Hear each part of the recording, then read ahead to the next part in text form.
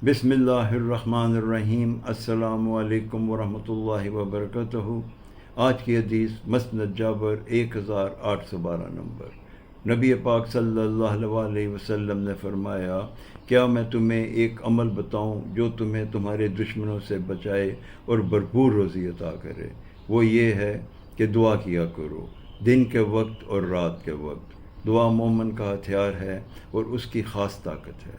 इस हदीस मुबारक में नबी पाक सल्लल्लाहु अलैहि वसल्लम ने हमें ये तालीम फरमाई कि अल्लाह कुल्ले शाइन कदीर है, वही हमारी हिफाजत करने वाला है और वही हमारी ताकत है। हम जो दुआ करते हैं अल्लाह ताला उसे कबूल फरमाते हैं। हमारी दुआएं हमारी ताकत हैं, हमारा हथियार हैं। हमें चाहिए कि हम अपनी छोटे से छोटे और बड़े से बड़ी हाजत अपने रब से तलब करें। वो जूते के तस्मे से लेके बादशाह तक को हमें अपने रब से ही तलब करनी चाहिए। अल्लाह ताला हमें ऐसा करने की तौफीक अता फ़रमाए। आमीन या रब्बल आलमीन। अस्सलामु अलैकुम वरहमतुल्लाहि वबरकातुहू।